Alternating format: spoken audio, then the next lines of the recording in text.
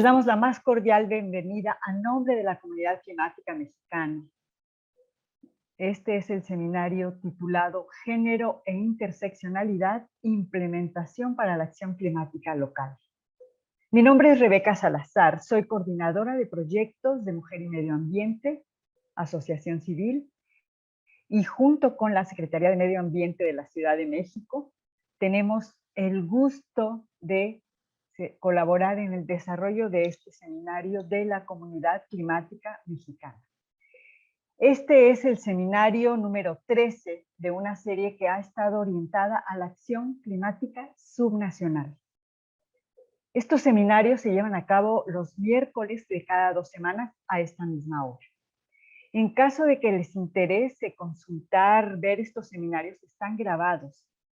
Les vamos a invitar a que vean estas grabaciones disponibles sobre distintos temas que son muy interesantes. En el chat podrán encontrar la liga de donde están estas grabaciones. En la página Comunidad Climática Mexicana.mx también los podrán consultar. La liga ya está allí. Esta comunidad es el esfuerzo conjunto de la mesa directiva de la Asociación Nacional de Autoridades Ambientales Estatales, de la Iniciativa Climática de México, ICM, y del Instituto de Recursos Mundiales de México, WRI por sus siglas en inglés. El objetivo es acelerar la acción climática de los gobiernos subnacionales en línea con la trayectoria 1.5 grados de calentamiento global. Esa es la meta. ¿Cómo? A través de la consolidación de una comunidad que promueva espacios de colaboración, de acompañamiento y muy especialmente de fortalecimiento de capacidades. La finalidad es promover el desarrollo sustentable, resiliente y bajo en carbono. Además de estas 3 instituciones que yo he mencionado y que son las que detonaron esta iniciativa, la comunidad se fortalece con la participación de muchas personas que siguen las actividades que se desarrollan, funcionarias y funcionarios que activamente están participando con nosotras, y por muchas organizaciones aliadas que nos unimos porque estamos juntas por un mismo fin: fortalecer a los gobiernos locales. Esto es muy importante porque las acciones tienen que ser locales para un futuro sustentable, resiliente y mejor para todas y todos. En esta comunidad se han identificado 7 temas que son los prioritarios. En este caso, este seminario es el que está orientado a fortalecer la planeación climática. ¿Qué es lo que queremos? Definir objetivos ambiciosos, de largo plazo, y en temas de interés para las acciones locales. Estamos seguras que esta conversación, esperamos que sea una conversación, sea muy enriquecedora. Y lo más importante es esto, las acciones locales. Y eso lo vamos a ver. Les invitamos también a consultar el boletín mensual de la comunidad, que ustedes pueden ver y van a poder consultar. Hay información muy interesante, noticias y acciones que son relevantes para la agenda climática global y también la agenda climática nacional principalmente. Pueden escanear, ahí se está viendo en pantalla, el código QR, ¿lo están viendo? Allí van a encontrar el enlace con el cual se van a poder registrar para recibir este boletín. Es muy interesante. También en el sitio web de la Comunidad Climática Mexicana pueden encontrar mucha información sobre lo que se ofrece, los videos, boletines anteriores. Ya aparecerá ahí el enlace. Ahora les quiero informar, discúlpenme, les quiero informar sobre cuál va a ser la dinámica, de esta sesión. Primero vamos a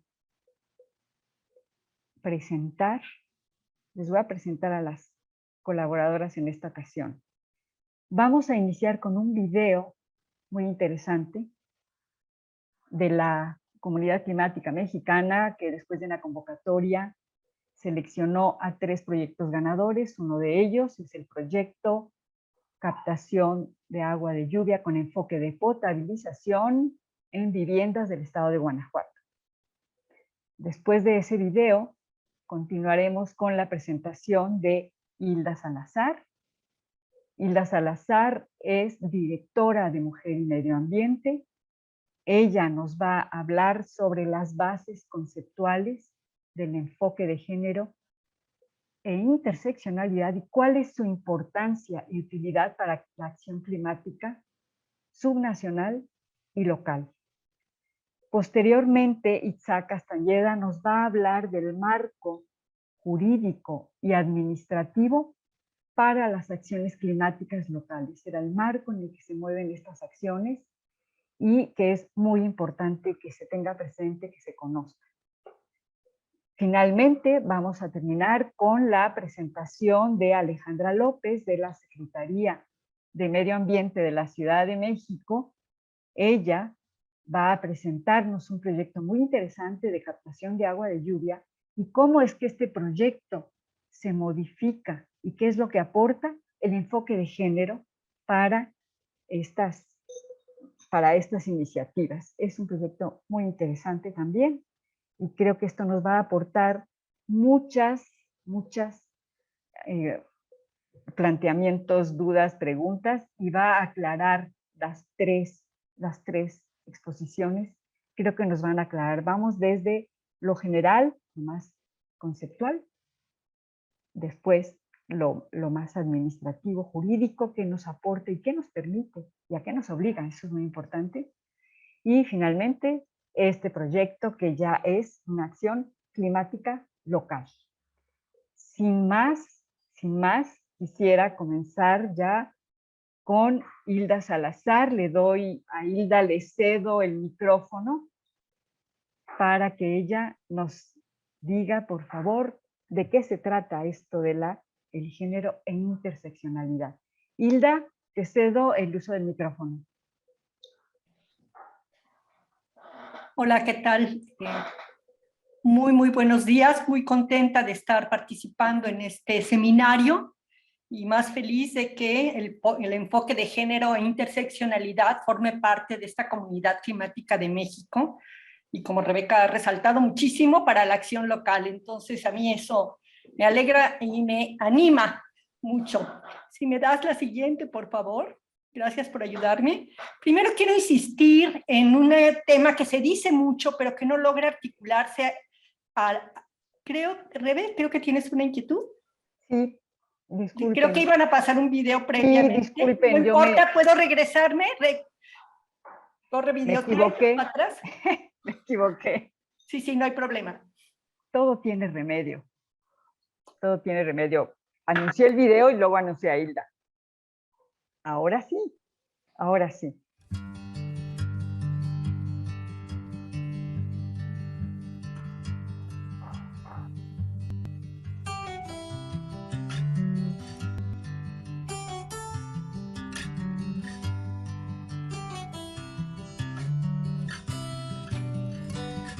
En esta comunidad es difícil conseguir, en tiempos de sequía, es difícil conseguir el agua. No contamos con agua corriente o entubada. La pipa nos surte un poco de agua, pero no es suficiente. A veces nos trae la pipa, a veces no, y nos dejan sin agua hasta 15 días o 3 semanas. Me era muy difícil trasladar el agua hasta acá arriba porque tengo que bajar a buscarla hasta el río. Me tomaba de 2 horas a 3 horas. Te digo, antes no completábamos de agua para tomar, se nos terminaba. Antes gastábamos aproximadamente 120 pesos por semana, lo de 3 garrafones de agua purificada.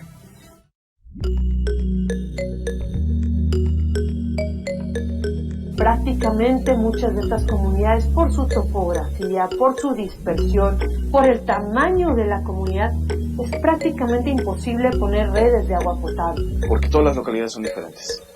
Tienen diferentes microculturas, tienen diferentes tradiciones. Tomamos como base la cultura de captación de agua de lluvia que hay sobre todo en el noreste del estado. El agua era importante darle un enfoque de potabilización para que fuera apta para consumo humano. Se han dotado filtros potabilizadores pasivos, no requieren nada de energía eléctrica, únicamente saberlo usar, que es una fuente disponible de agua gratuita, de agua de excelente calidad. Lo único que tengo que hacer es tener limpio arriba mi azotea para que salga desde el agua limpiamente y poderla aprovechar. Tienen nietecitos que de mis muchachas que vienen a visitarme, pues ya de ahí toman la agüita, de ahí el bolso. Y pues sí, nos ayuda mucho en no comprar, porque comprar pues es muy cara comprar el agua. Ya podemos comprar otras cosas para vivir mejor. Con los filtros se ahorra uno mucho dinero porque ya no hay que comprar agua de garrafón. Digo que ahorita ya tenemos los servicios, ya nos podemos bañar más seguido, ya no acudimos a agua purificada. Existe una tranquilidad sobre la cual las personas pueden, pues no solamente ser felices, sino poder planear a futuro. Ha cambiado la vida en familia porque pues ya uno no anda batallando mucho para obtener más agua y para poder realizar sus cosas. Para mí ha sido una maravilla porque ya no me preocupo por el agua. Ahora que tengo agua potable, puedo pasar más tiempo con mi familia, con mis hijos. A la fecha, el proyecto piloto ha beneficiado a 193 familias y tenemos una capacidad instalada de 965.000 litros. También nos ayudan a mitigar las emisiones de gases de efecto invernadero por el transporte del agua. Trasladar en pipas el agua que se requiere en estas comunidades, pues son emisiones. La captación del agua me sirve para aseo personal, lavar, para tener más animalitos, darles agua. Porque verdaderamente disminuye la vulnerabilidad del cambio climático, especialmente en las comunidades más vulnerables del estado. Son las mujeres las que van a buscar el agua y muchas veces esa agua está muy lejos. Entonces le quitan tiempo a la atención a la familia o le quitan tiempo de ir a la escuela. Bueno, en mi vida es muy importante el sistema de captación de agua porque el que ya tenemos aquí el agua, ya no nos perdemos tiempo en ir a traerla al manantial. Este proyecto está diseñado para poderse replicar en cualquier punto de Guanajuato, pero también se puede adaptar y se ajustan en base a las necesidades de cada municipio, de cada rincón del estado. Me quitó un gran peso de encima, la preocupación de que no tenía el agua, me cambió totalmente mi vida.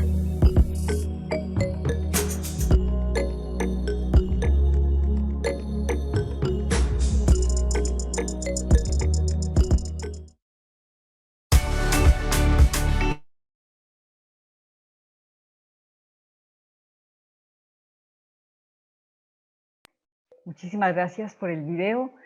Creo que sí hay proyectos que cambian vidas y muy importante es que se enfatice cómo cambian las vidas de las mujeres, qué impacto tiene el uso de tiempo de las mujeres que se dedican, aparte de sus actividades de cualquier tipo, remuneradas, no remuneradas, cómo libera tiempo para lo que ellas quieran hacer, para su desarrollo personal, porque ese acarreo de agua que se enfatiza bastante aquí, cuánto tiempo quita a las mujeres el proveer a sus hogares de agua potable y además limpia, potable, limpia, eso es muy importante, implica cambios importantes para ellas, también para los hombres, desde luego, pero yo enfatizaría principalmente para las mujeres y lo vamos a ver al final en el proyecto que va a presentar Alejandra. Lo importante de este proyecto es que va a ser replicable. Se va a replicar porque debe tener un impacto amplio, es un proyecto piloto, como se explica en el video, va a tener replicabilidad, difusión, por supuesto, este video ya se está difundiendo y interesa mucho cómo se va a replicar para que cambie más vidas, muchas más vidas. Entonces, muchas gracias por la proyección de este video, felicidades al equipo que contribuyó a esto, que es un equipo grande. Ahora sí, Hilda, te devuelvo la palabra. Claro te la que quité, sí. Ahora te la voy a volver a dar. Qué gran poder tengo. Muy bien, muchísimas gracias.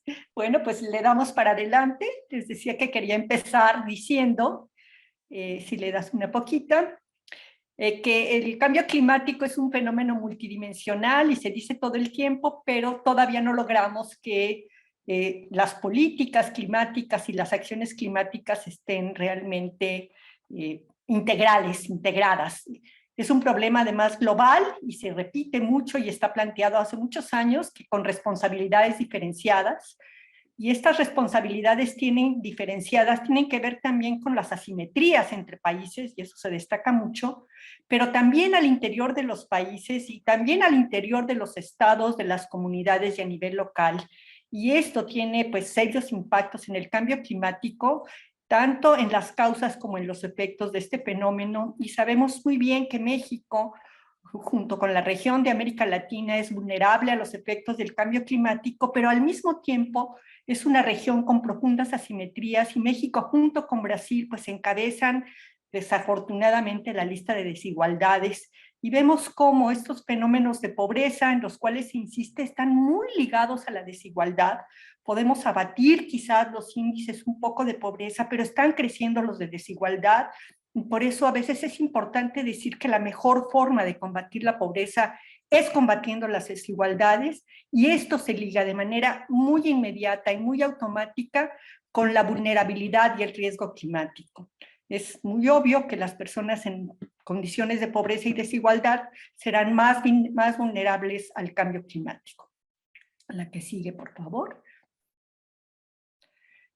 ¿Por qué el cambio climático, siendo tan multidimensional? ¿Por qué es importante esta perspectiva, esta visión? Primero porque hace muy visibles las dimensiones sociales, no solo la dimensión de género, sino todas las dimensiones sociales, y creo que de esa manera ayuda a estos enfoques integrales, donde haya un diálogo más activo entre la comunidad científica, la técnica, la económica, con la que tiene que ver con la cultura, la sociedad, las formas de coexistencia social. Entonces el género está aportando una forma de ver la realidad que contribuye a la integralidad de las políticas y las acciones climáticas, pone en el centro las asimetrías sociales y de género, y ahí es donde el concepto de interseccionalidad toma sentido. Voy a regresar a estoy dando solamente unos brochazos enormemente grandes sobre la base conceptual, están en verdecito, para que los podamos consultar después, pero es muy importante que los vayamos como identificando, las asimetrías, desigualdades, interseccionalidad, y desde esa perspectiva aporta conceptos, pero también metodologías para minorar los efectos del cambio climático y al mismo tiempo de las desigualdades, particularmente en los grupos y poblaciones que están en situación de mayor desventaja. Y además dota todo el bagaje conceptual, que es a veces muy complejo, del cambio climático, de un sentido orientado a la justicia climática, y esto es un tema central. Estamos hoy, decimos, en una carrera hacia cero emisiones, pero hay que tener cuidado que en esa carrera no se vaya entre las patas de la carrera de los caballos las poblaciones que están en situaciones de desventaja y de desigualdad, sino que vayamos caminando con justicia climática. Creo que es un aporte muy importante. Si me das la que sigue, por favor. Muchas gracias. Ahí se dice que hay que considerar las desigualdades de género e interseccionales en todos los ámbitos, y por eso se habla de la transversalidad. No es solo medio ambiente, no es solo economía, sino es economía, es ambiente, es política, es social, y aquí me tapó lo cultural, que a veces está subestimado, entonces yo lo vuelvo a colocar aquí. El tema cultural es muy importante, los conocimientos que se tienen tradicionales, los saberes, junto con los científicos, tienen que ser considerados, y los de las mujeres y los hombres, de manera muy importante. Este es un esquema que podría contribuir a hacer unos análisis más integrales y desde allí mirarlos con un enfoque de género interseccional. Pusimos de un lado las políticas de desarrollo con estas dimensiones y del otro las políticas sectoriales que queremos que sean intersectoriales, integrales, y que hoy además se asocian de manera muy directa con estas dos estrategias de su proyecto, que son las rutas de descarbonización y las soluciones basadas en la naturaleza. Yo también puse el énfasis en el agua, sabía que se iba a tocar este tema como ejemplo, y que está muy interesante que lo hagamos así y ver cómo atraviesa las dimensiones del desarrollo y también las sectoriales. Entonces es importante pues tener este tipo de esquemas que nos permitan pues tener estas miradas más integrales. Podemos poner energía, transporte, ver la parte urbana y no solo rural, agricultura, y así nos podríamos seguir. Es solo una propuesta metodológica que puede ser muy útil. Y si vamos a la siguiente, para hacer finalmente un análisis de género transversal, y para ello hay muchas herramientas, muchos conceptos que va desde las familias, las formas de organización social, la forma como nos accedemos al poder y a la toma de decisiones, pero aquí nosotras siempre hacemos un énfasis en lo que le llamamos los imprescindibles del género, que son 3. Estos no pueden faltar, no pueden fallar nunca, y además son suficientemente abarcativos para que nos permitan iniciar de una manera más sistemática esta transversalidad del enfoque de género. Es la división sexual del trabajo, el acceso diferenciado a recursos y la toma de decisiones. En la división sexual del trabajo no solo tenemos que mirar qué hacen los hombres y las mujeres en todos los ámbitos, desde los hogares hasta las instituciones internacionales, sino qué hacen en términos de actividades remuneradas y no remuneradas. Y esto es muy importante, lo acabamos de ver en el video. Estas no remuneradas son actividades que contribuyen de manera muy importante a la sociedad. Ya se miden en nuestro país en la cuenta satélite del trabajo no remunerado, y el cálculo equivalente de lo que aporta este trabajo es ahora, me parece que entre el 21 y el 24% del PIB, y es realizado mayoritariamente por las mujeres. Entonces, ver la economía de una manera integral es importante, no solo la que entra al mercado, sino justamente la que es la base de reproducción de la vida. El acceso diferenciado a los recursos, ahí ponemos naturales, económicos, materiales, tecnológicos, los conocimientos, el tiempo, la pobreza del tiempo, lo hablaba ya la mujer que hablaba del video que nos acaban de pasar, y muy importante la toma de decisiones, que hoy quizás decimos pues ya está muy avanzado este tema, ya vemos paridad, vemos a las mujeres en espacios donde no estaban y tomando decisiones, pero cuando bajamos a lo local encontramos disparidades muy fuertes todavía y no hay una representación para nada equivalente, y en un análisis interseccional tendríamos que agregar todas estas variables de edad, condición étnica, condición socioeconómica, ubicación territorial. Es complejo, pero es la única manera de hacer análisis que atiendan a las realidades como son, y no solo como las estudiamos o las analizamos, sino como realmente son en territorio. La que viene, por favor. El análisis de género interseccional proponemos que se haga analizando de desigualdades estructurales, que son las que quizás vamos a encontrar en todo el territorio nacional, que tienen que ver con estas formas sistémicas de reproducción de desigualdades de género interseccionales, y otras que obedecen más al contexto ecológico, al contexto social, cultural, político, para desde ahí poder diseñar políticas inclusivas. Y esto de inclusivas no se refiere a que ya que están las políticas ahora le incluimos el género, el interseccional, sino que están pensadas de inicio en la integralidad de las dimensiones sociales y de género, en el diseño, en la investigación y luego el diseño de las políticas públicas. Ahí he puesto pues muchos factores que se requieren para este análisis. Si queremos información desagregada, ver cómo está la participación, muy importante la propiedad de los activos y los recursos, por ejemplo la propiedad de la tierra, que es fundamental.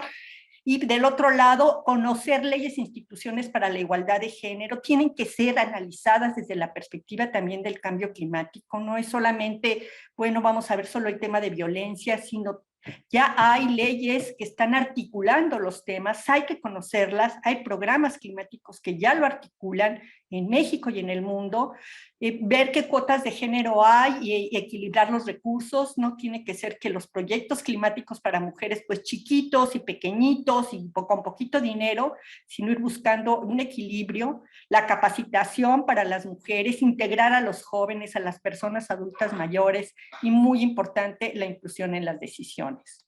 La que viene, por favor.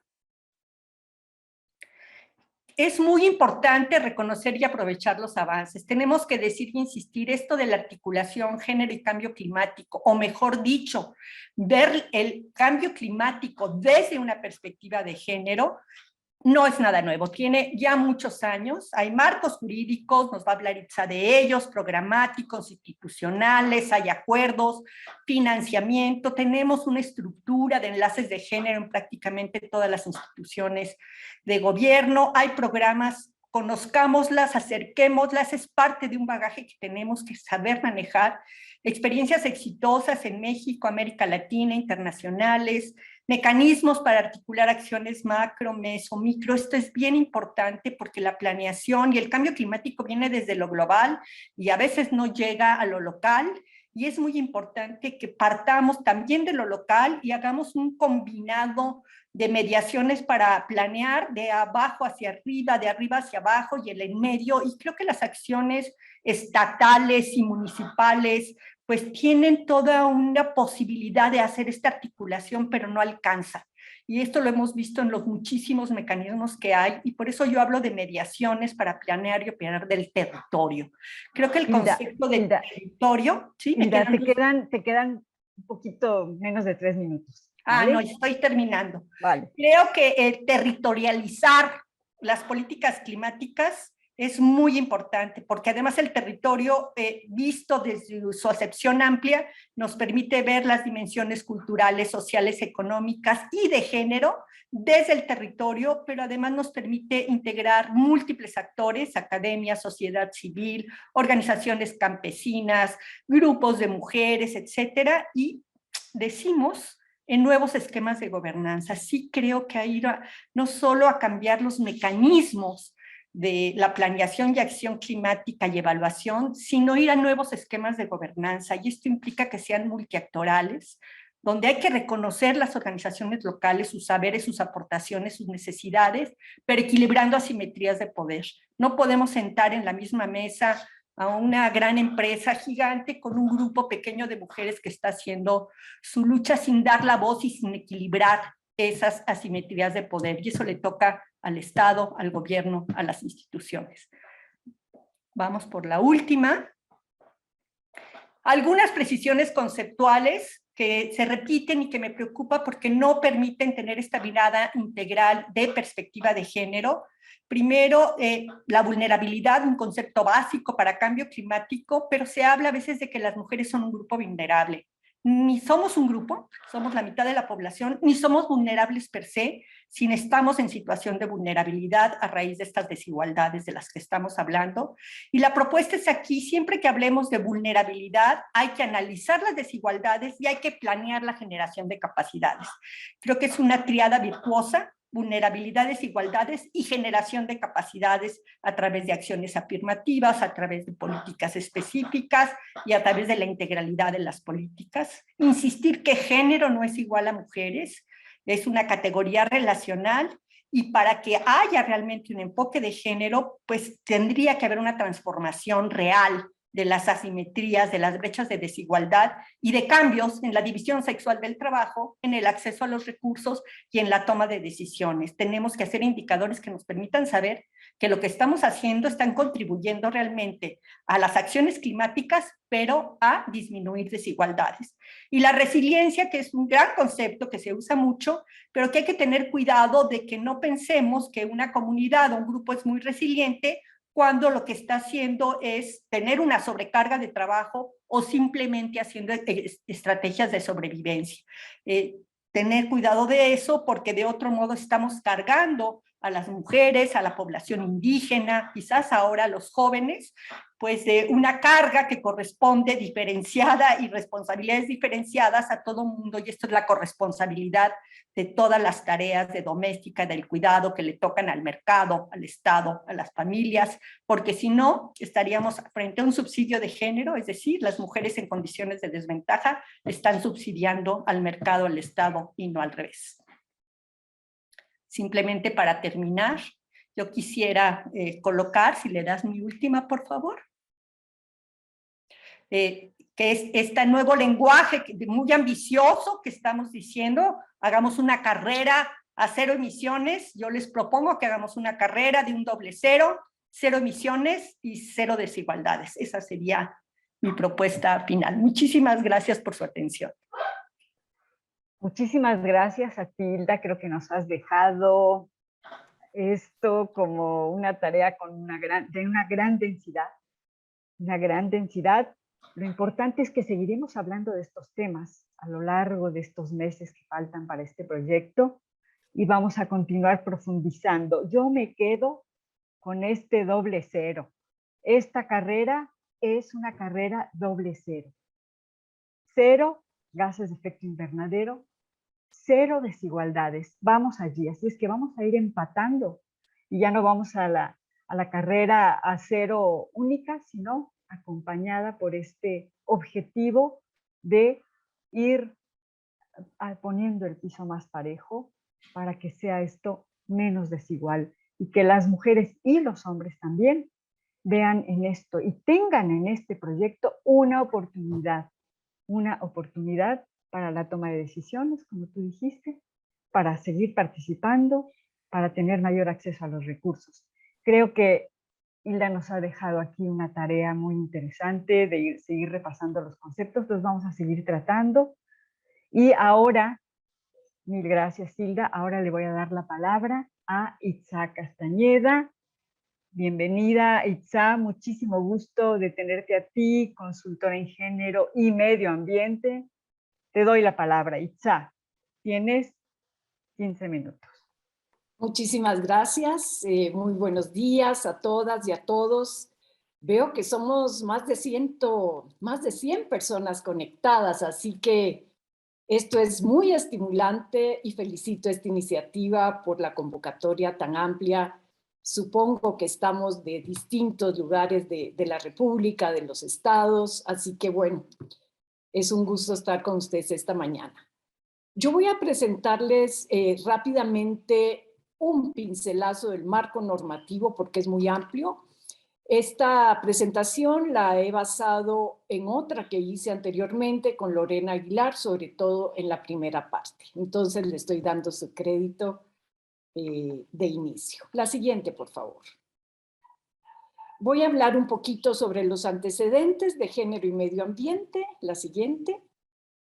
Y para ello quisiera nada más recapitular, como dijo Hilda hace un momento, esto ya tiene varios años. O sea, no es un tema nuevo hablar de género y medio ambiente. Hablar de género y cambio climático, vamos a ver que es un poco más reciente, pero desde la Cumbre de la Tierra en 1992, ya las 3 grandes convenciones de Río incluyen temas de género.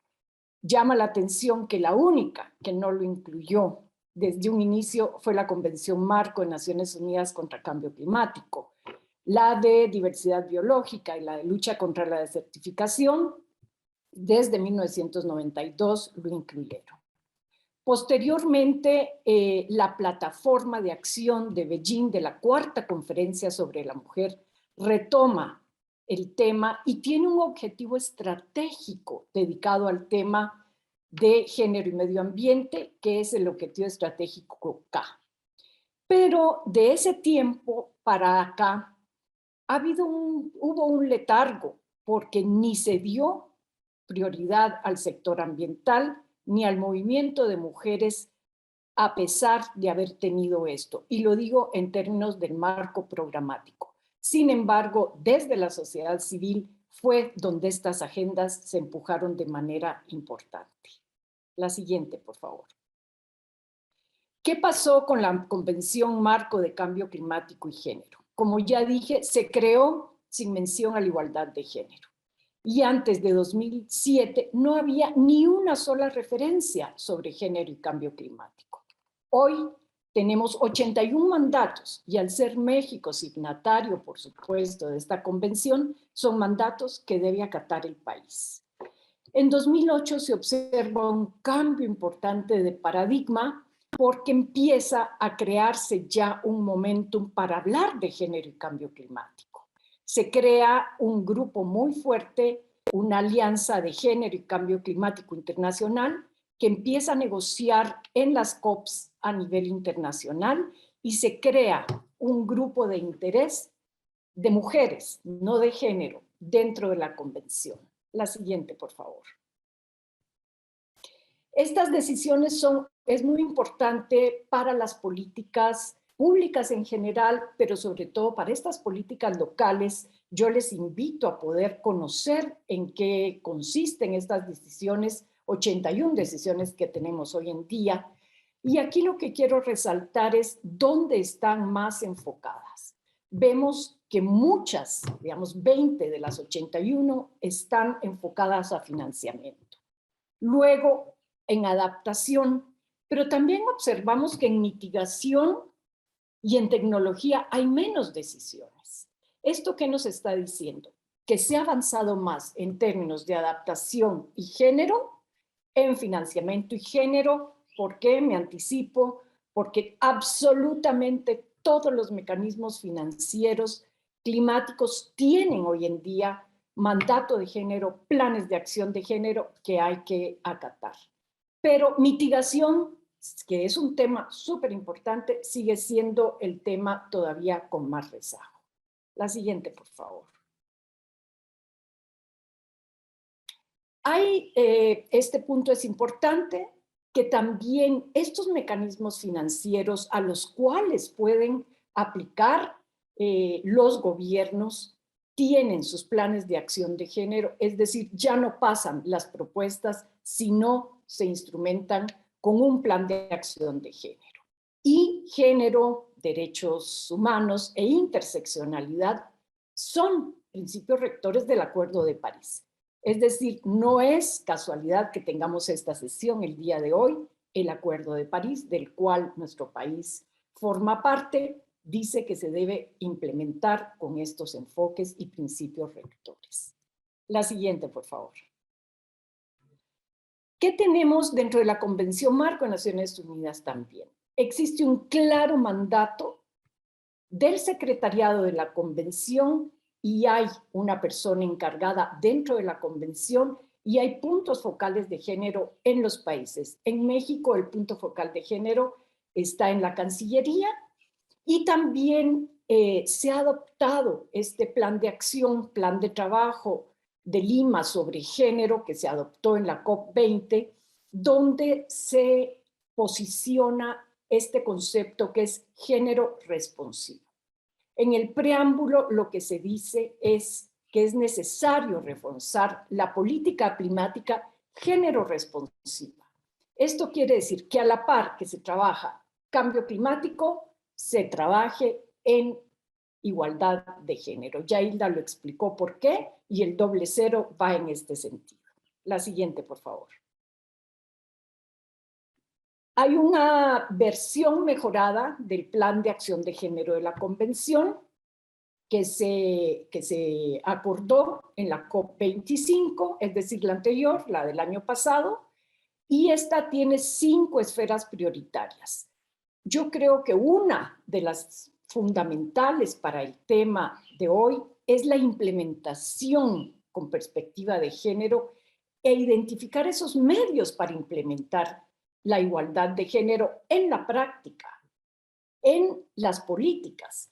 Y de nueva cuenta, otra esfera prioritaria es fomentar las capacidades, la gestión del conocimiento y la comunicación.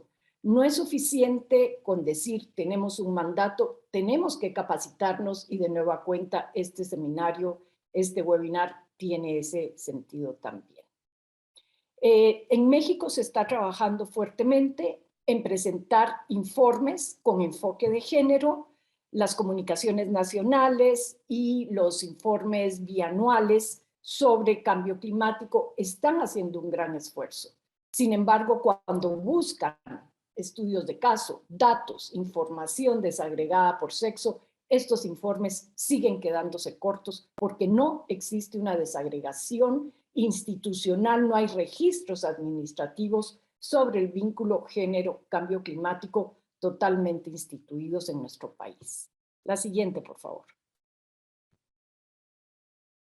¿Qué políticas tenemos, entre otras? Yo quise resaltar algunos instrumentos de política que ya han avanzado en lo que llamo la incorporación del enfoque de género, y sí sucedió así. Le tuvimos que incorporar una vez que la política estaba hecha.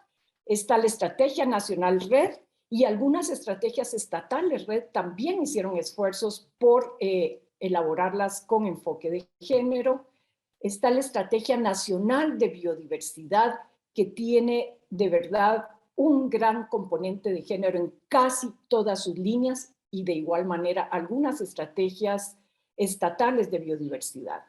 Está el Programa Especial de Cambio Climático, entre otros, y más recientemente, que está por aprobarse todavía, la NDC, que México presentó el año pasado, hace un año, la cual a su vez desarrollamos, y ahí participamos varias de las que estamos aquí, en un plan de acción de derechos humanos y género y cambio climático. Es decir, tenemos un marco ya instituido a nivel subnacional. También hay planes de acción de género y cambio climático, por ejemplo, en las grandes islas de Sonora y en la península de Yucatán. Y todo esto yo he puesto como base el Proigualdad, el Programa Nacional para la Igualdad entre Mujeres y Hombres, que tiene mandato y líneas precisas para trabajar el tema de género y cambio climático. Es decir, tanto por la parte ambiental como por la parte de igualdad de género, existen marcos programáticos, marcos legales, internacionales y nacionales que nos orientan a cómo hacerlo. Yo les invito a visitarlos a la hora que ustedes estén desarrollando sus políticas estatales, sus compromisos estatales en el marco de esta iniciativa. La siguiente, por favor. La NDC de México, como ya les dije, sobre todo se basa en principios de inclusión, de respeto a los derechos humanos, a la equidad social e intergeneracional, y promueve la participación ciudadana, particularmente de mujeres y personas jóvenes. También promulga el respeto y la promoción a la igualdad de género, así como el empoderamiento de las mujeres y las niñas, y reconoce la importancia de promover una implementación género responsiva, inclusiva y culturalmente apropiada. Esto yo quiero subrayarlo también, lo de culturalmente apropiado. Género no es una receta, tiene variantes, tiene que estar basado en la cultura de un país multicultural como es el nuestro. La siguiente, por favor. A nivel regional, aquí me voy a ir muy rápido, yo ya hablé un poco del marco internacional, el marco nacional. También existen acuerdos y también existen mandatos. La siguiente, por favor. Yo destaco algunos compromisos que México ha adquirido a nivel regional. Uno de ellos es la Estrategia de Montevideo para la implementación de la Agenda Regional de Género. Y aquí, esta estrategia, aunque es sobre género, ya reconoce la importancia de la adaptación y la mitigación ante el cambio climático, no solo como algo esencial y complemento a los compromisos, sino para que todas las políticas y programas y recursos que se deriven del financiamiento climático sean eficientes. Y en ese sentido es muy importante el llamado que hace para armonizar la normativa a nivel regional, teniendo en cuenta derechos humanos de las mujeres y evaluar los efectos extraterritoriales de la legislación. ¿Esto qué quiere decir? Quiere decir que armonicemos este marco internacional normativo con las políticas locales. Y ese es un reto para los estados. Esta armonización ha empezado, existe el ejemplo de Oaxaca, que tiene su ley de cambio climático con enfoque de género, así fue construida, hay otras leyes también, pero todavía nos faltaría hacerlo a nivel nacional, esta armonización normativa, que es un compromiso adquirido por nuestro país. La siguiente, por favor. Te quedan 3 minutos, Itza. Gracias. También en el marco de la Conferencia Regional sobre la Mujer, existe otro compromiso regional, que es el Compromiso de Santiago. Todo esto lo pueden encontrar en internet. Y este compromiso incluye un capítulo específico sobre cambio climático y los efectos en la vida de las mujeres en un contexto económico cambiante. Este compromiso de Santiago se hizo antes de la pandemia y la CEPAL ha hecho muchísimas actualizaciones y diciendo, y ahora no es solo un contexto económico cambiante, sino es un contexto más complejo a partir de la pandemia, que también debe vincularse con cambio climático y con la autonomía y la igualdad de género. La siguiente, por favor. Ya no voy a profundizar, pero solo quiero decirles que todos estos compromisos, y ahí está destacado en negrito, hablan de lo que está tratando este seminario. Género, interseccionalidad, interculturalidad y derechos en las políticas y programas. Tiene que verse estas 3, 4 visiones en las políticas que se desarrollen a nivel estatal. También fortalecer esta participación como uno de los imprescindibles de género que ya Hilda mencionó, y algo muy importante, coordinar el trabajo con las instancias estatales responsables del adelanto de las mujeres de la igualdad de género. La siguiente, por favor.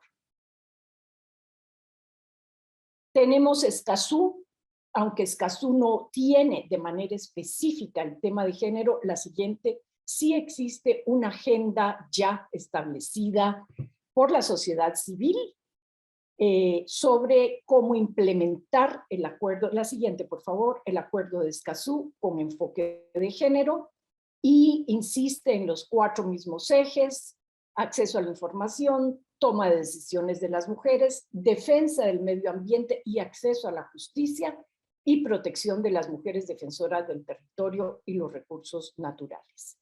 Es importante seguir estas agendas que la sociedad civil está poniendo también sobre la mesa, sobre todo en estos 4 ejes con Escazú en la implementación a nivel estatal. La siguiente, por favor. Ya voy a terminar. Tiempo, sí. Ya este es un grupo regional de trabajo sobre género y medio ambiente de América Latina y el Caribe, en la cual se reúnen los ministerios de ambiente, ministros y ministras de medio ambiente de la región, y también han trazado un plan de trabajo. Sería tal vez algo interesante a seguir si se pudiera hacer esto a nivel de México y trazar un plan de trabajo con los estados sobre género y medio ambiente y cambio climático. La siguiente, por favor. Quiero hacer mención únicamente que después de esta generación igualdad, también se crea una coalición de acción feminista por la justicia climática. Yo les invito a que la revisen porque estos son las voces de la sociedad civil y también hablan de la garantía de derechos y de la justicia de género y de justicia climática como 2 componentes que van entrelazados. La siguiente. Ya termino. Muy bien. Ya termino con esta. Yo solo quiero un segundo decirles, como vieron con un pincelazo, existe un marco internacional, regional y nacional que da sustento y orienta la implementación de la Agenda Género-Cambio Climático.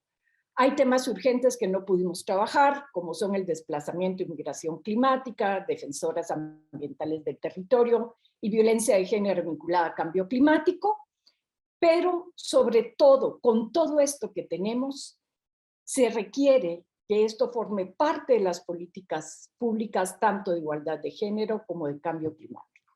Yo quiero cerrar diciéndoles, la mesa está puesta, empecemos a implementar. Muchísimas gracias. Muchísimas gracias a ti, Itza. Creo que este marco que tú has presentado es muy completo y da una idea de cómo se cuenta con muchas herramientas para ya actuar. Ahora sí, para actuar en serio desde la perspectiva internacional, nacional y muy importante, la perspectiva local. Yo rescato 2 cosas muy importantes. En la perspectiva internacional, este mandato que hay, porque ya es un mandato de hacer los planes de acción de género y cambio climático, es una herramienta muy útil nosotras hicimos una recopilación de algunos textos donde van a poder encontrar, después las vamos a compartir, estos planes de acción, cuáles son sus elementos, vienen unas tablas donde viene cómo hacer, qué temas tocar, los objetivos, los recursos que se necesitan, es muy importante. Eso es algo muy importante de destacar y es un mandato. Otra cosa es que tenemos este marco que ayuda, pero también obliga. Y lo importante es que ya pasemos de la obligación a la convicción. Tenemos que estar convencidas y convencidos de que esto es importante y de que ya no va el género por un lado, el cambio climático por otro, sino que esta carrera ya quedó, esta carrera es doble cero. Entonces, muchísimas gracias, Itzá. Tenemos este marco, se pueden compartir estas presentaciones y poner en la página. Les quiero recordar algo. Por favor, en la ventanita de preguntas y respuestas, pongan por favor preguntas y comentarios, dudas, todo lo que ustedes quieran para que al final podamos ver y que comentemos. Muy bien, muchísimas gracias. Ahora le doy la palabra a Alejandra López. Hola Alejandra, de la Secretaría de Medio Ambiente de la Ciudad de México. Bienvenida Alejandra, es un gusto tenerte aquí. Te doy la palabra. Muchísimas gracias, Rebeca. Es un gusto estar aquí pues con todas las personas que nos están escuchando, que quizá vean la grabación después y por supuesto con colegas y expertas tan queridas y respetadas como Itzá, como Hilda, como tú, Rebeca, pues son un referente para nosotras. Y bueno, si podemos empezar con la presentación.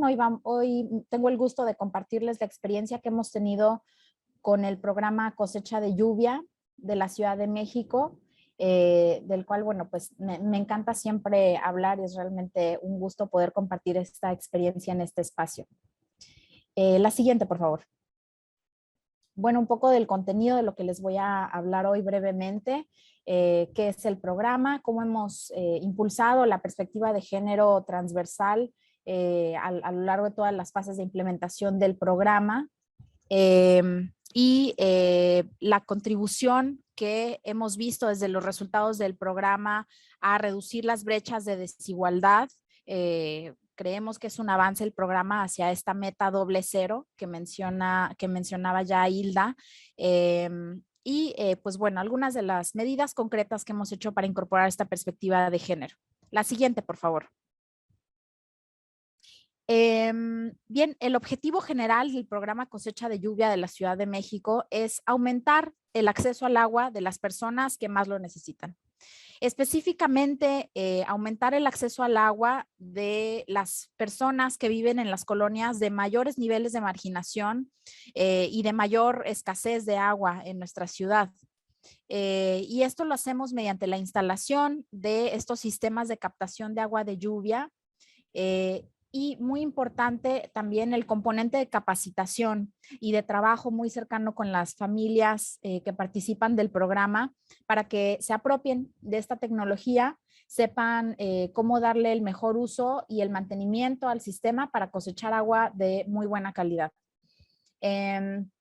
Y pues bueno, este programa representa una inversión anual del gobierno de la Ciudad de México de 200 millones de pesos, de los cuales el 90% se invierte en la adquisición e instalación de estos sistemas de cosecha de lluvia y 10% se utiliza para gastos operativos. La siguiente, por favor. Y para contarles un poquito de los resultados que ha tenido este programa a 3 años de su arranque en 2019, hemos instalado más de 31,200 sistemas cosechadores de lluvia en viviendas de la Ciudad de México, beneficiando a casi 150,000 personas de manera directa. Es muy importante compartirles que el 65% de estas personas beneficiarias son precisamente mujeres. Y son mujeres que de manera importante pues residen en esas colonias donde históricamente más ha hecho falta el agua.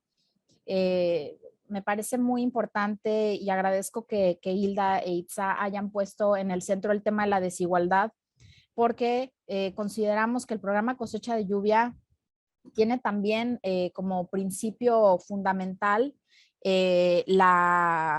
el combate a las desigualdades. Sabemos que el tema de la falta de agua en nuestra ciudad es un tema también de desigualdades, en donde en el oriente de la ciudad, en alcaldías como Iztapalapa, a lo mejor la gente en promedio puede tener acceso a 20 litros de agua al día por habitante, y en zonas del poniente, como por ejemplo la alcaldía Miguel Hidalgo, llegan a tener acceso a 500 litros al día por habitante. Entonces es un tema de desigualdades también que desde luego se intersecta con otras dimensiones de la desigualdad, y por eso el programa tiene esta dimensión muy presente.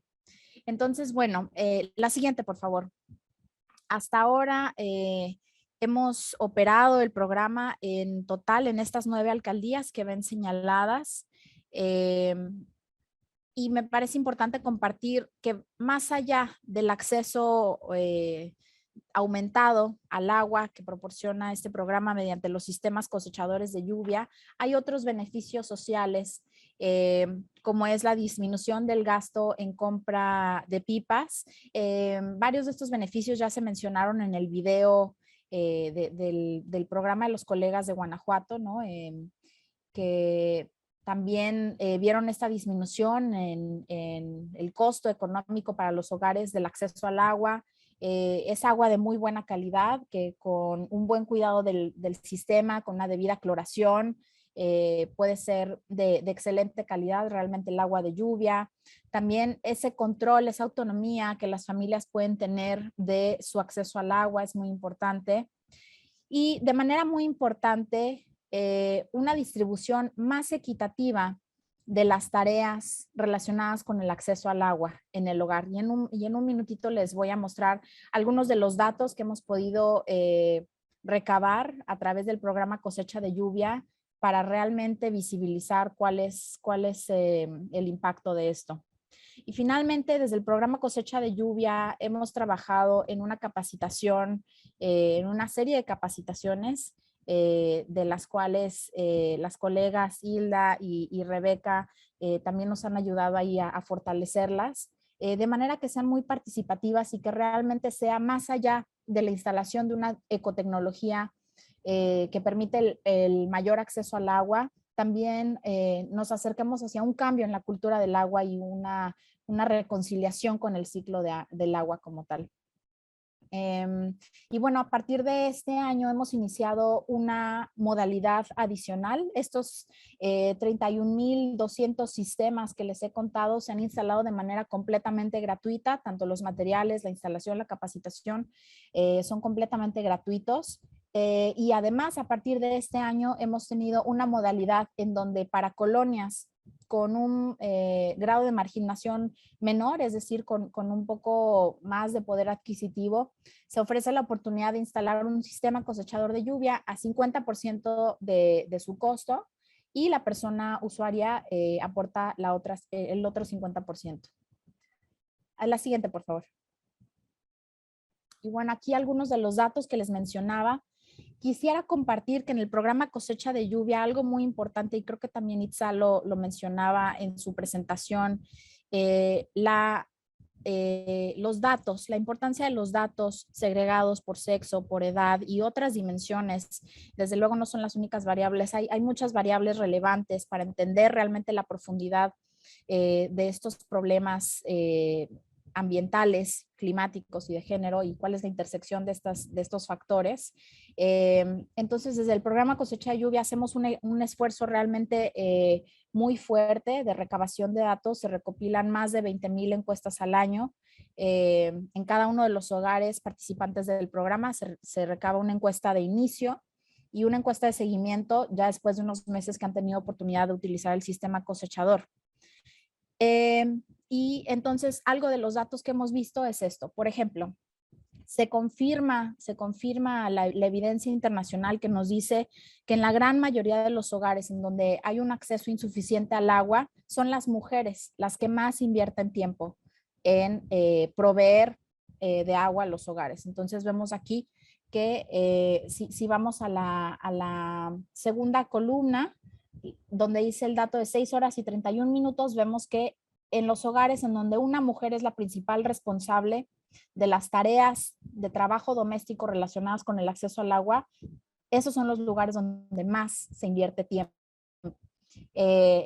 Y bueno, vemos que en un menor porcentaje son hogares donde un hombre es el principal responsable o donde estas tareas se reparten equitativamente entre hombres y mujeres. Y ahora vámonos a la columna de cambio porcentual, a la última columna, donde vemos que el principal ahorro es en tiempo. A partir del uso del sistema cosechador, es en aquellos hogares donde una mujer es la principal responsable del abastecimiento al agua, de agua al hogar, ¿sí? Un ahorro de casi el 30% del tiempo invertido semanalmente en estos hogares. Y vemos también, si nos vamos en esa columna, que en realidad en todos los casos hay un ahorro en tiempo, pero nos da mucho gusto compartir que en particular para los hogares en donde una mujer es la principal responsable o la persona que más invierte tiempo, es donde hay el mayor porcentaje de ahorro en tiempo. La siguiente, por favor.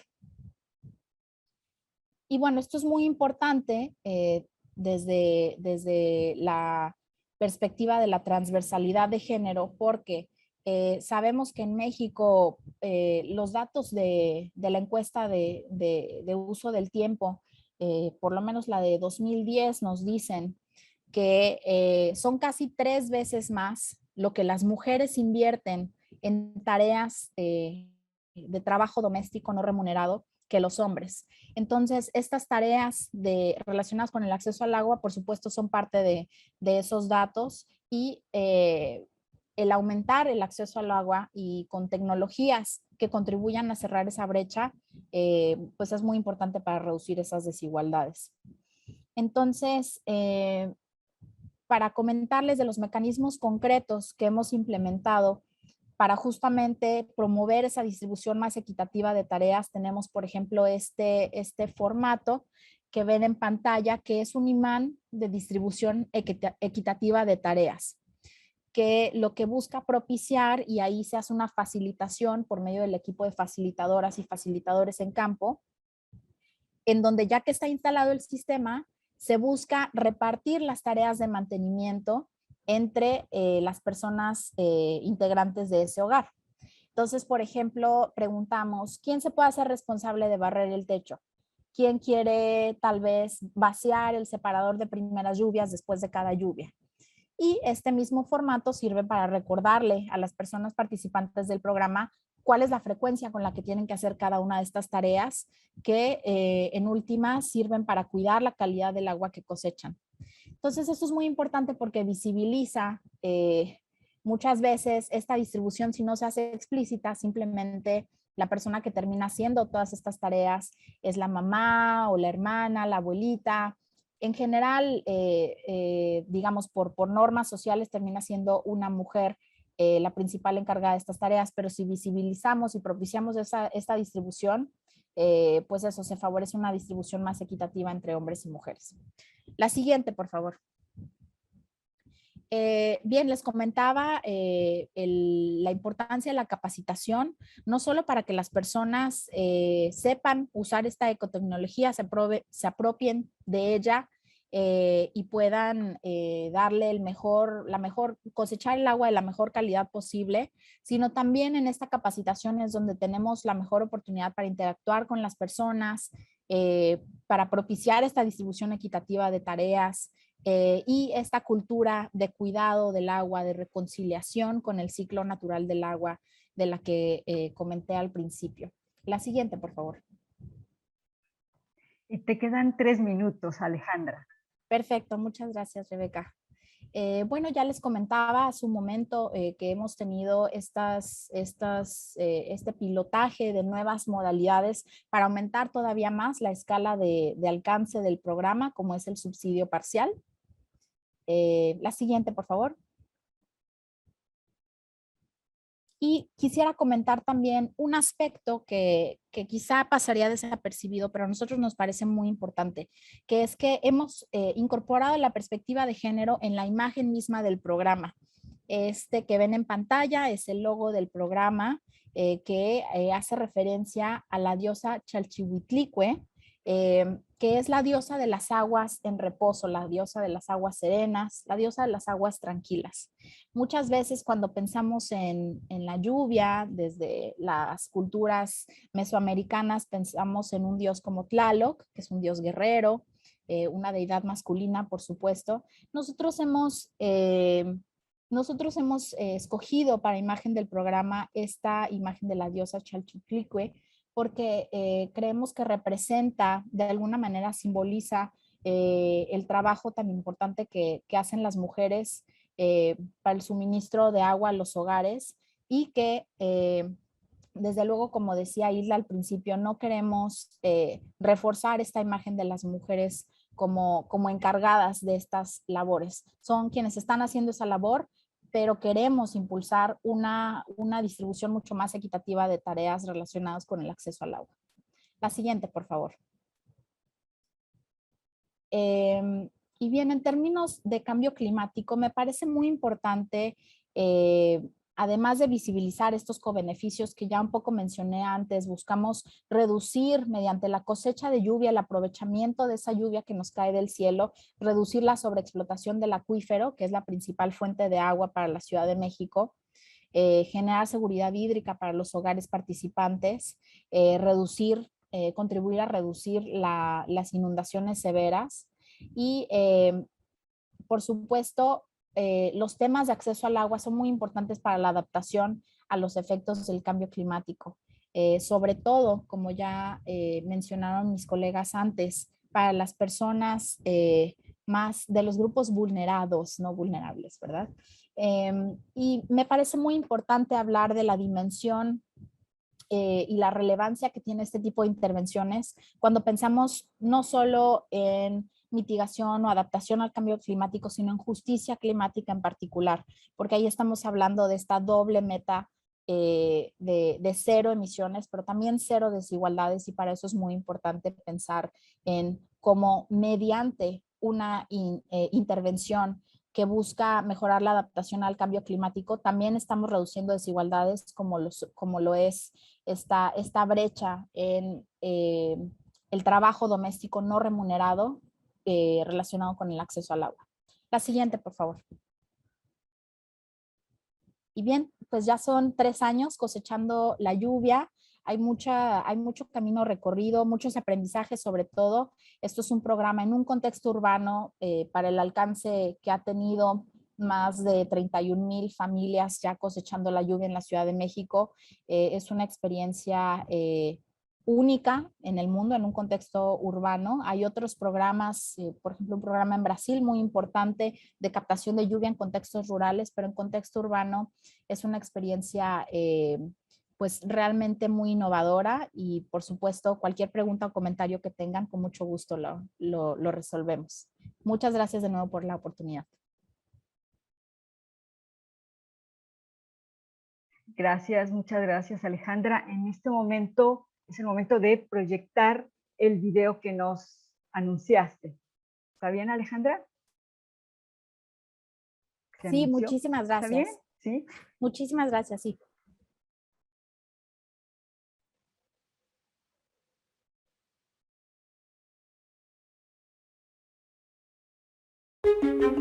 Somos 4 mujeres, yo y mis hermanas. Vivir la falta de agua es difícil. Nos cae 2 días, cada 15 días.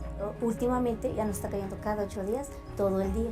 El programa Cosecha de Lluvia nos ha beneficiado mucho, nos facilita las tareas, aligera el esfuerzo y el tiempo de estarla cargando. Podemos darnos tiempo a nosotras mismas de estar diciendo ¿qué te pasó? ¿Cómo está el día? ¿En qué te ayudo? Qué gran ayuda nos están dando con esta captación. Mucha. Yo deseo mucho que vaya creciendo esto. El agua que sale muy limpia y no tiene ni basura, ni está oscura, ni nada. Pues a mí me gusta la lluvia. Cuando llueve fuerte, es como si nos envolviera algo que diciendo, siente la lluvia, que estás viva. Pues hay que buscar soluciones. La lluvia que cosechamos es indispensable para nosotras. Nuestra lluvia, nuestra casa.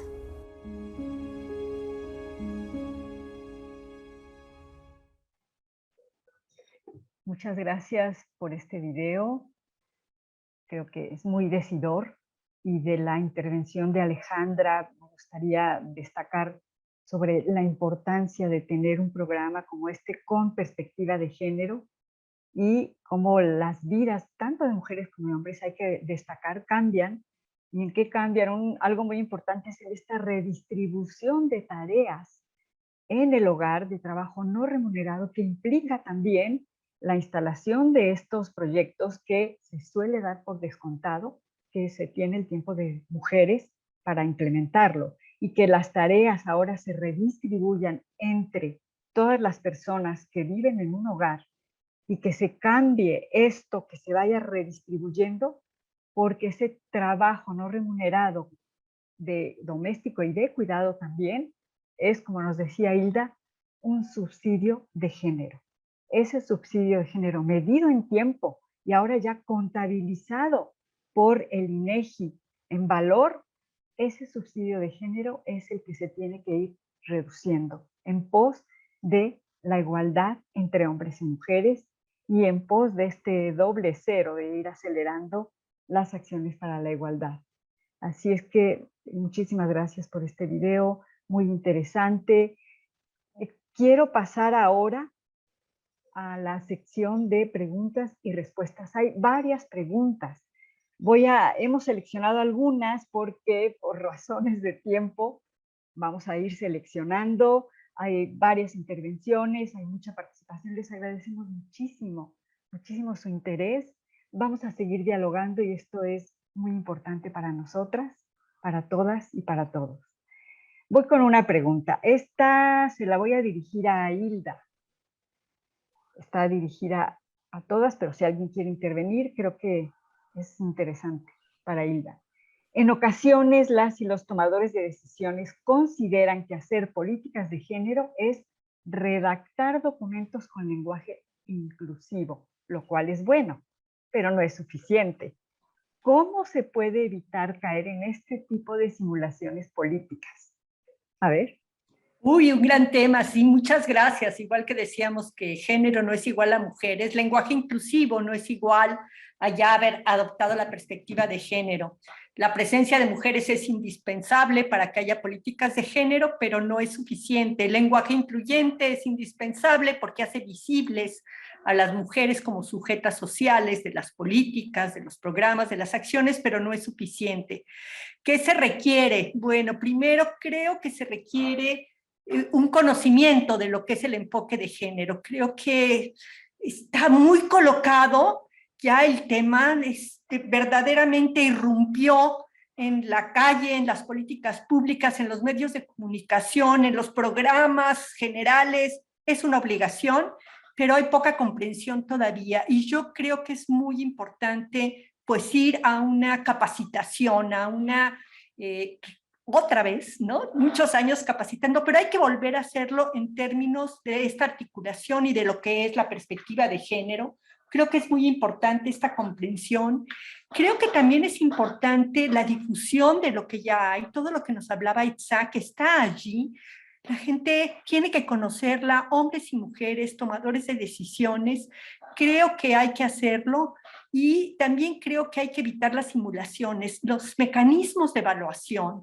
Los indicadores de género creo que son muy importantes porque ayudan a desmontar esta idea de que yo te reporto tantas beneficiarias mujeres, palomita, ya la hiciste. No es así, puede haber muchísimas mujeres y cero enfoque de género, está reproduciendo roles.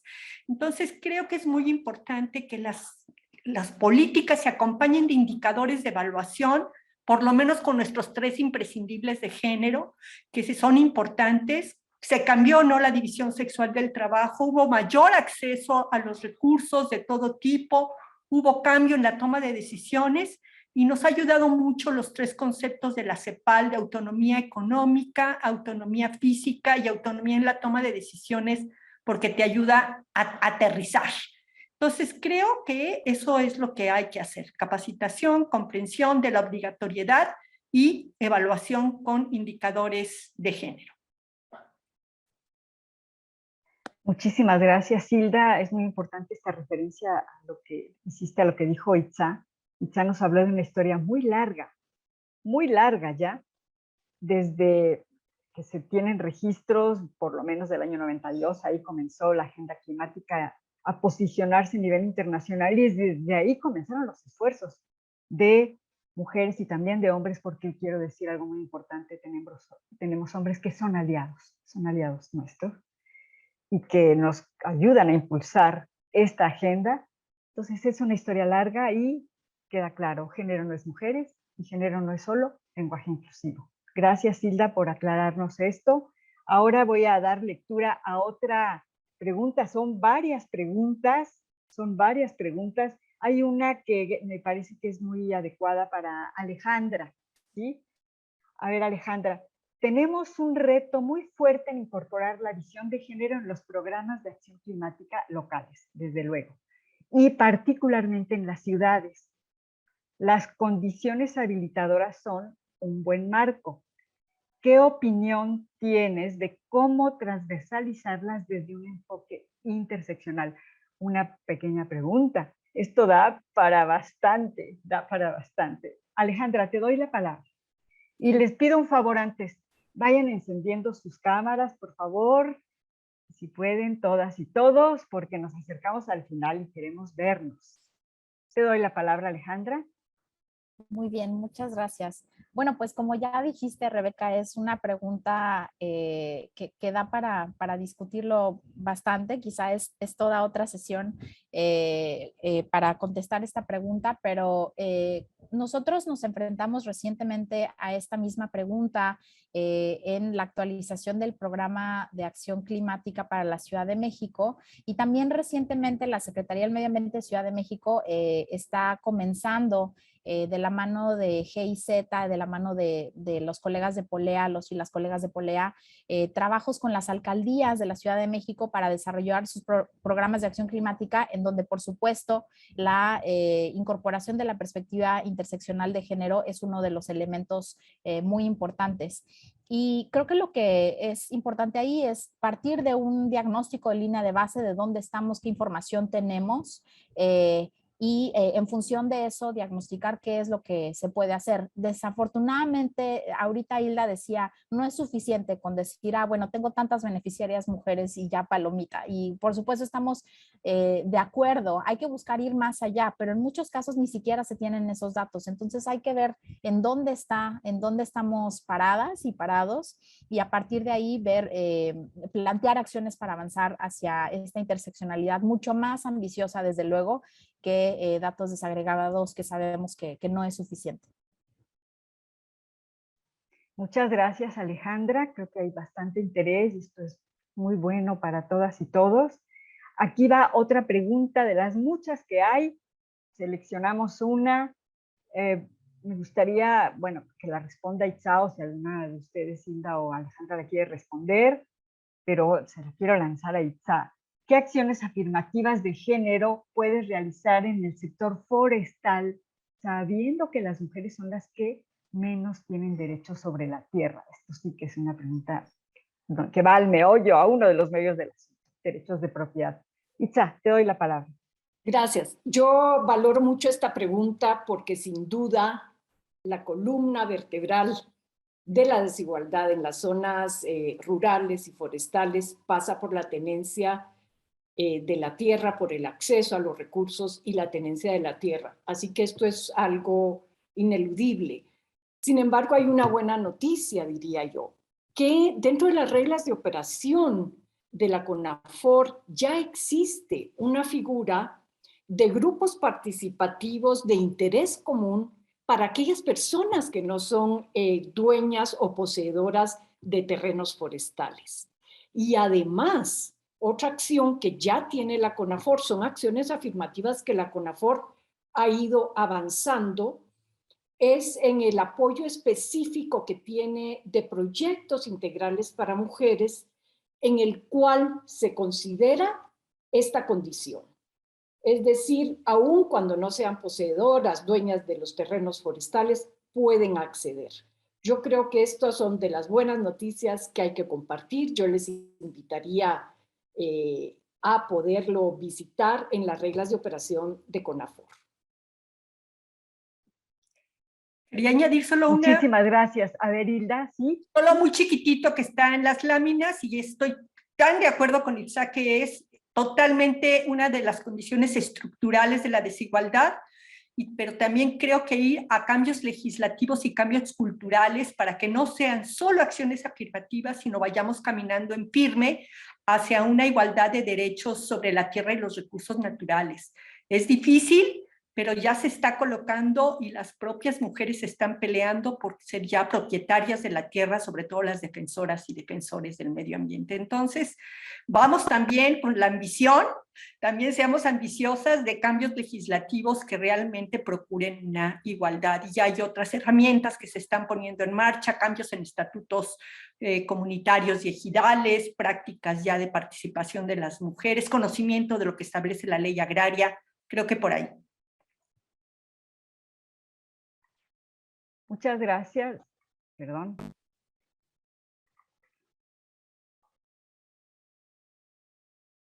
Muchas gracias, Hilda. Aquí hay varias preguntas. Vamos a ir seleccionando algunas. Aquí hay una que lanzamos para las tres. A ver cómo la ven. Entendiendo que género no es solo mujeres, ¿qué ejemplos de estrategias ambientales se han utilizado y deben implementarse con este enfoque desde el punto de vista interseccional desde y para la comunidad LGBTIQA y más? Entonces, ¿quién contesta? ¿A quién le parece adecuado y un reto? A ver, ¿quién? ¿Sí? ¿Quién dice yo? Hilda, ¿tienes levantada la mano? ¿No? Era mi mano previa. Era la previa. Es una pregunta muy interesante y creo que se está apenas incursionando en género y la comunidad de la diversidad sexual, y todavía no nos está llegando al medio ambiente más que muy poquito y de refilón, y creo que es una asignatura muy interesante y fundamental. Yo no me sé ninguna, pero creo que hay que sabérsela. Muchas gracias, Hilda. Y estamos ya casi sobre el tiempo. Voy a lanzar una pregunta más. A ver, aquí hay una pregunta. ¿Cómo están considerando la desigual relación de poder entre mujeres y hombres en la toma de decisiones para instalar el sistema de captación de agua de lluvias en los hogares?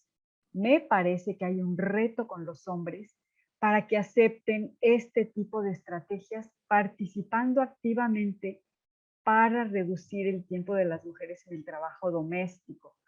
¿Quién? Le doy la palabra a cualquiera de las tres panelistas que quiera contestar. Va muy dirigido al programa de cosecha de lluvia. ¿Sí? Sí, si quieren, pues les comparto un poco de la experiencia que hemos tenido. Sí. Quien hace esta pregunta, no puedo ver aquí su nombre, pero le agradezco mucho porque es una realidad que vemos. Patricia Arendar, un gusto saludarte. Es una pregunta muy relevante y es algo que vemos, realmente lo hemos constatado en el territorio, en el transcurso de estos años de implementación del programa Cosecha de Lluvia. Muchas veces con frecuencia son mujeres quienes van y se inscriben. También desafortunadamente recae sobre ellas esa labor, en algún sentido es una labor de buscar los programas sociales, irse a hacer la fila o llevar los documentos o lo que toque para volverse participantes de un programa social, y ha sucedido que se inscribe alguna mujer habitante de esa vivienda, y cuando llega la cuadrilla técnica a hacer la visita técnica o la instalación del sistema de cosecha de lluvia, hay un varón presente que dice que no, que se niega a la instalación, y ahí puede haber, digamos, motivos muy diversos, ¿no? Desde que no se sintieron consultados o no dan su consentimiento, en fin, no están de acuerdo, y es una barrera que vemos. Como programa social no tenemos todas las herramientas que quizá quisiéramos tener a la mano para resolver ese tipo de situaciones. Lo que tratamos de hacer es, pues bueno, refrendar que son diversos beneficios digamos, ambientales, sociales, digamos, es un ganar-ganar, consideramos la instalación de estos sistemas.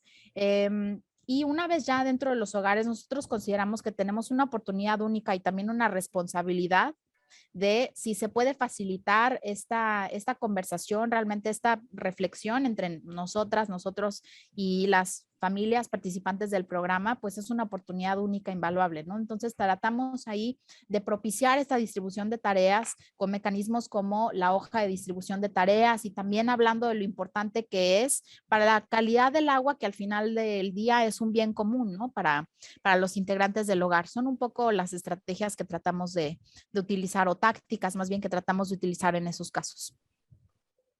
Muchas gracias, Alejandra. Si alguna de las dos compañeras, Itza, quiere agregar algo, tenemos unos minutos todavía, porque nos atrasamos al principio como 3-5 minutos. Itza, Hilda, ¿quieren agregar algo? ¿No? Hola, bueno, ¿sí? Pues yo, no sé, aquí veo otras preguntas sobre el proyecto de Spotlight, para cómo puede aportar para combatir la desigualdad de género y a la vez cómo esto puede ser utilizado en la atención y protección de las defensoras del medio ambiente. Creo que este es un tema que nos daría para una segunda o tercera discusión, pero la violencia de género vinculada con cambio climático, yo lo mencioné como uno de los grandes temas a debatir. Y por supuesto estos proyectos macro internacionales no lo están considerando. Esa es la respuesta corta. No ha sido incorporada la violencia de género en su vínculo con cambio climático, ni en México, ni desde la creación de Spotlight. Muchas gracias, Itza, un tema crucial. ¿Algo que agregar, Hilda? Pues diría las violencias, creo que Itza pone el dedo en una llaga grande, que son las violencias en general, también en territorio, y está muy atravesado por violencias del crimen organizado, de asesinato de defensoras y defensores del medio ambiente, lamentablemente en nuestro país, y del tema de autocuidado y impactos psicosociales que tiene violencia junto con cambio climático. Como decía ella, no tocamos migrantes climáticos, cómo impacta de manera diferenciada a hombres y mujeres. Allá hay todo un camino, pero es una realidad nuestra que no podemos voltear para otro lado. Gracias por colocarlo, Itza, creo que es fundamental. Muchísimas gracias. Esto es lo que hace visible justamente la perspectiva de género. Todo esto. Impactos diferenciados, violencia, roles muy distribuidos de manera bastante tradicional aún, pero principalmente quiero enfatizar que para las políticas que vayan de abajo hacia arriba hay que ver también los conocimientos y las prácticas y las buenas prácticas que ya hay a nivel local y a nivel subnacional y nacional, por supuesto. Creo que eso es muy importante, los aportes de mujeres y hombres en territorio. Muchísimas gracias. Antes de cerrar la sesión, le quiero dar la palabra a Tania del equipo de WRI, Instituto para los Recursos Mundiales, que nos quiere decir unas palabras.